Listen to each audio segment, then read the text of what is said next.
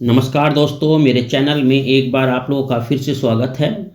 दोस्तों, मैंने अपनी पिछली वीडियो में आप लोगों को बताया था कि किस प्रकार से जो है मध्य पाषाण काल अपने अस्तित्व में आया और इस मध्य पाषाण काल में जो मानव था उसके जीवन में क्या क्या भौतिक और पारिस्थितिक परिवर्तन आए और किस तरीके से जो है उसने पत्थरों के औजारों में अपने परिवर्तन किया और किस व्यक्ति ने हमको जो है सर्वप्रथम इस काल की जानकारी दी।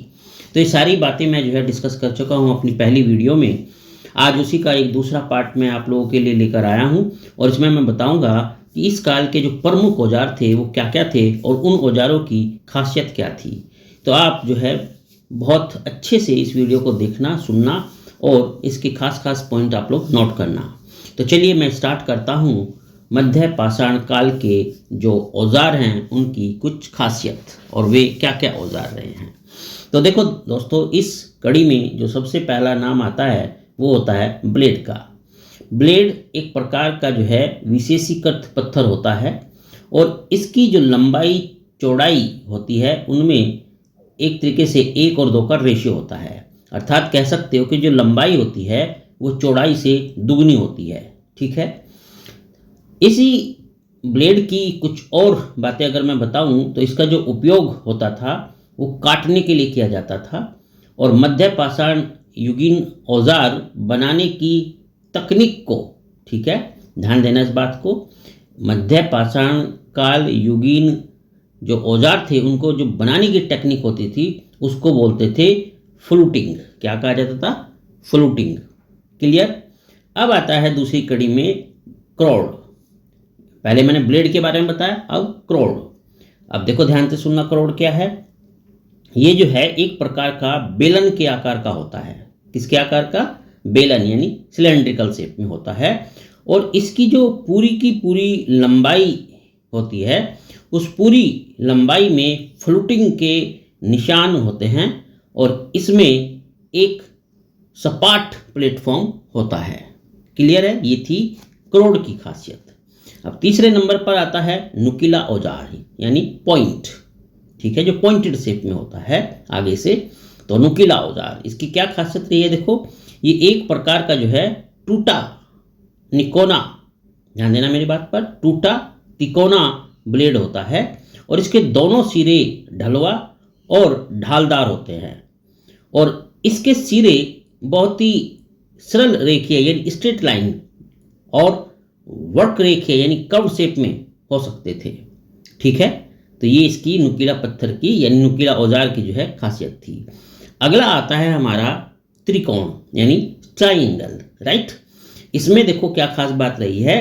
तो इसमें जो साधारणतया एक शिरा और एक आधार होता है। ठीक है, ट्राइंगल शेप का है ये चूंकि, और सिरे की धारदार बनाया जाता है। यानी जो सिरा होता है उसको बड़ा तेज घिसके जो है धारदार बनाया जाता है ताकि उसका काटने वगैरह में प्रयोग किया जा सके।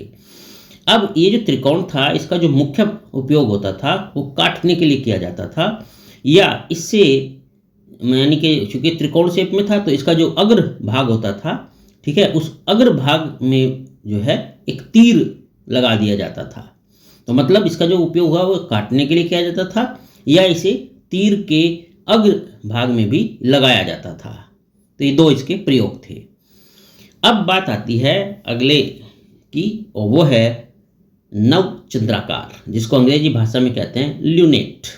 नवचंद्राकार या ल्यूनेट, ये जो औजार था ये भी एक तरीके का ब्लेड ही समझो, एक तरीके का ब्लेड होता था, लेकिन इसका एक सिरा वृत्ताकार होता था। वृत्ताकार मतलब अंग्रेजी भाषा में सर्कुलर शेप में। ठीक है, फिर से बता देता हूँ, ये एक औजार जो है एक तरीके का ब्लेड होता था और इसका एक सिरा वृत्ताकार होता था।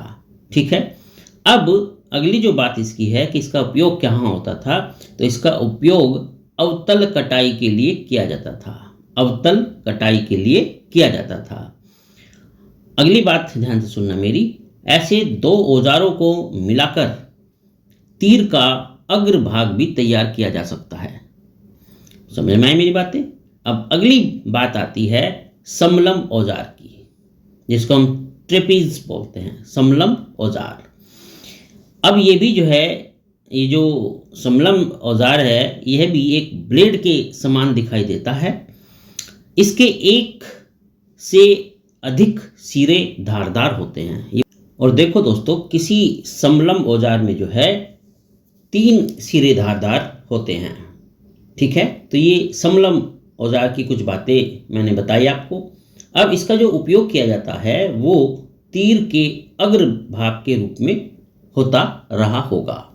ठीक है, तो ये कुछ विशेषताएं थी इस मध्य पाषाण काल के औजारों की।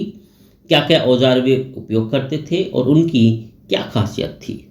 तो उम्मीद करता हूँ कि ये वीडियो आपको बहुत वैल्यूएबल सिद्ध होगा। और अगर कोई भी बात आपको लगे तो आप कमेंट करके ज़रूर मुझे बताना।